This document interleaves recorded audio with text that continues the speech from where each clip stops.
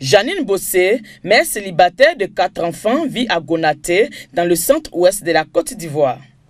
À l'exception de son aîné, ses 3 derniers enfants sont nés à la maison, malgré l'existence d'une maternité dans la localité. J'ai accouché à la maison, par manque de moyens. On dit quand on va à l'hôpital, c'est gratuit. Mais à l'hôpital, quand tu vas, si tu n'as pas l'argent, on ne te soigne pas. Il n'y a pas de matériel. Parce que même il n'y a même pas de vaccins même pour vacciner l'enfant. Jusqu'à aujourd'hui, j'ai fait 3 tours là-bas. Il n'y a pas de vaccin présentement. Une maternité qui effectivement présente des difficultés liées à son faible plateau technique. Celui n'est pas un lit d'accouchement. Mais nous nous forçons à faire accoucher des femmes sur ce lit parce que nous n'avons pas de lit d'accouchement. La boîte d'accouchement aussi, il n'y en a pas. Pour plusieurs femmes, si on doit utiliser le même matériel sans stériliser, c'est un peu difficile. Aujourd'hui donc, c'est un ouf de soulagement.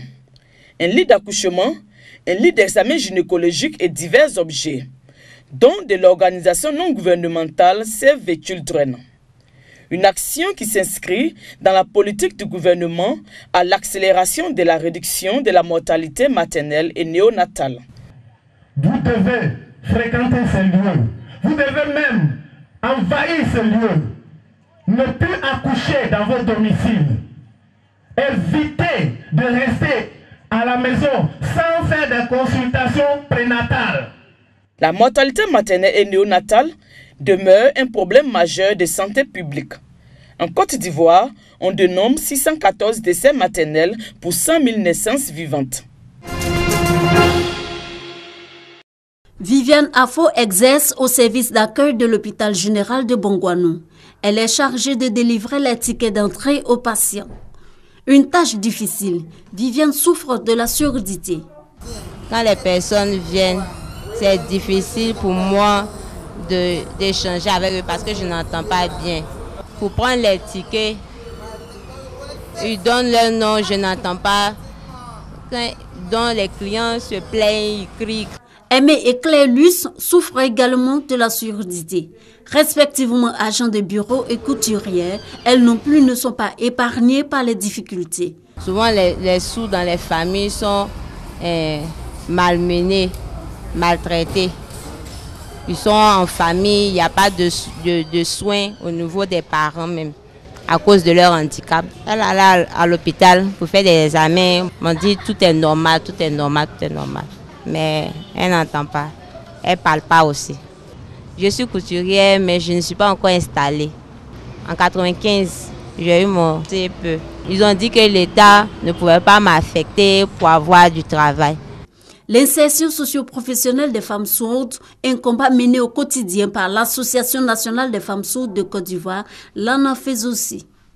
Pour la 4e édition de la Journée nationale de la femme sourde, cette association met l'accent sur la sensibilisation et la promotion des droits de la femme sourde. Toutes les femmes sourdes ne sont pas allées à l'école.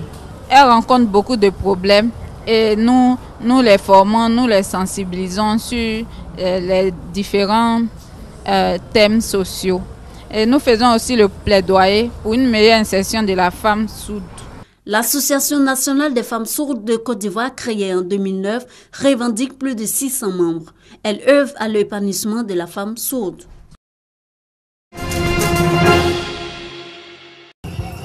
C'est ce vendredi que les femmes du monde des médias de Côte d'Ivoire ont choisi, laissant de côté un tant soit peu leurs plumes, microphones et autres artifices du métier pour célébrer la fête des mères édition 2015.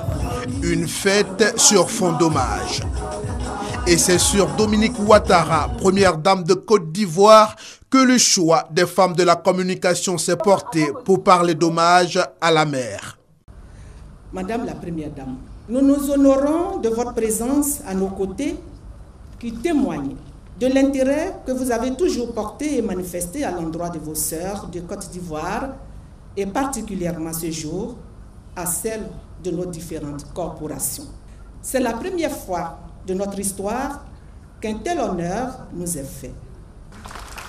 Depuis son accession à la magistrature suprême, le président de la République, son Excellence Alassane Ouattara, s'emploie à promouvoir la femme dans tous les domaines de la société ivoirienne. Et nous sommes sûrs que vous y êtes pour quelque chose. Après cette figure de proue des médias de Côte d'Ivoire, c'est au tour d'Afoussiata Baba Lamine, ministre de la Communication, de reconnaître le mérite de l'épouse du chef de l'État dans ses actions en faveur de celles qui ont le privilège unique de mettre au monde les enfants. Toutes les mères du secteur de la communication, Madame la Première Dame, sont présentes. Nous avons décidé d'avoir pour modèle la Première Dame de Côte d'Ivoire, Madame Dominique Ouattara, femme, épouse et mère, généreuse, attentionnée, sensible et réceptive. En effet, Madame la Première Dame, vous êtes tout cela. Qui ne s'inspirerait pas de votre grand humanisme et de votre sens inné du partage, qui ont fini par vous faire appeler affectueusement la blanche colombe au cœur d'or et Fantagbe par l'ensemble des Ivoiriens, vous l'avez entendu. Les femmes ne se sont pas limitées aux seules et simples paroles. Par des présents, elles ont aussi dit merci à la Première Dame. Moment d'hommage, il a plu à Dominique Ouattara de retourner l'ascenseur à ses filleuls par des distinctions, de nombreux cadeaux et une enveloppe de 7 millions de francs CFA avant des mots d'encouragement. Cher Afoussi, je voudrais te féliciter pour l'heureuse initiative que tu as eue de nous réunir aujourd'hui. Bravo. Mes chères sœurs, le secteur dans lequel vous avez choisi d'exercer est constamment soumis à l'admiration et aux critiques de tous et connaît lui aussi son lot de difficultés et de privations. Pour autant, vous vous montrez toujours à la hauteur de votre engagement, que ce soit à la télévision, à la radio, dans la presse écrite ou la presse en ligne, vous exercez votre métier avec autant de détermination et de professionnalisme que vos collègues hommes. Vous êtes toutes des héroïnes du quotidien et je voudrais, ce jour, vous adresser toute ma reconnaissance. Je suis fière de vous. Pour le reste, ce sont des femmes à la fois heureuses et reconnaissantes à la Première Dame Dominique Ouattara et au ministre Afoussiata Baba Lamine qui sont repartis, se donnant rendez-vous sans doute pour 2016.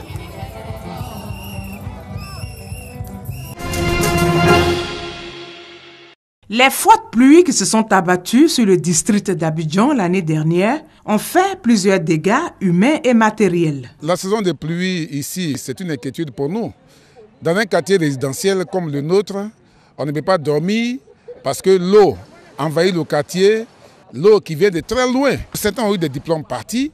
Des voitures ont été emportées par des eaux pluviales. Selon l'Office national de la protection civile, 39 morts ont été enregistrés. Pour éviter de telles situations, les sites à risque ont été détruits. La coordination des maires du district d'Abidjan a visité ces sites détruits situés dans les communes d'Atekoubé et de Cocody. Elle a décidé d'apporter son soutien aux populations dont les maisons ont été inondées. L'analyse des problèmes a été faite et les solutions sont connues.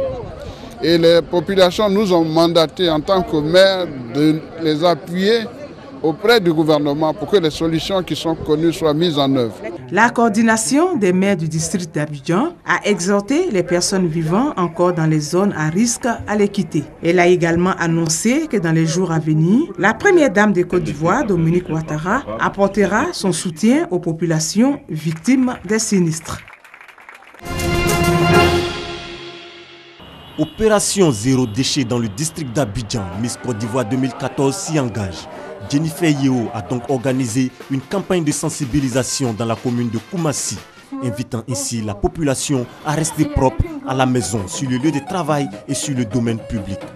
L'opération Zéro Déchet vise à sensibiliser les populations sur un problème important qui me tient à cœur. Il s'agit des risques auxquels nous sommes confrontés en vivant dans un environnement insalubre.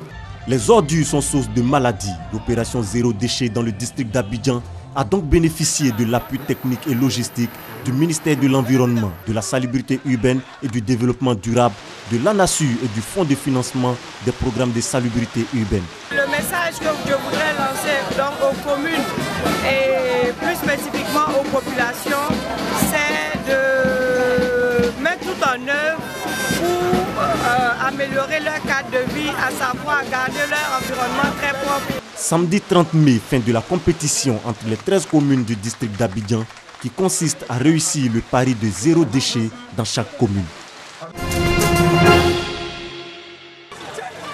C'était le 1er avril 2015. Des scènes de liesse se répandent dans les rues du Nigeria. Muhammadu Buhari, 72 ans, remporte l'élection présidentielle face au président sortant Goodluck Jonathan. Muhammadu Buhari est un ancien général. Il a dirigé le pays d'une main de fer à la tête d'une junte militaire au milieu des années 80 tout en se forgeant l'image d'un homme incorruptible. Il a fait de la lutte contre la corruption son principal argument de campagne, un sujet sensible dans cette puissance pétrolière, gangrénée par les détournements d'argent.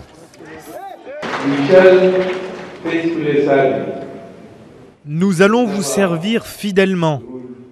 Nous n'allons jamais diriger les gens comme s'ils étaient soumis au gouvernement. Une longue nuit a assombri le Nigeria et le jour se lève sur un nouveau gouvernement démocratique partout dans le pays. Fort de son passé de militaire, il promet aussi de mettre fin à l'insurrection de Boko Haram, le groupe islamiste qui s'est emparé de pans entiers du nord-est du Nigeria en tuant plus de 15 000 personnes. Je peux vous assurer que Boko Haram va vite mesurer la force de notre volonté collective et de notre engagement à débarrasser la nation de la terreur et ramener la paix. Nous ferons tout pour vaincre le terrorisme. Musulman et originaire du nord du Nigeria, Muhammadu Buhari a assuré s'être converti à la démocratie pour faire taire ses détracteurs. Outre la corruption et la sécurité, il devra faire face à un chômage endémique et une crise dans le secteur énergétique. Il a 4 ans pour relever les défis de la première économie d'Afrique.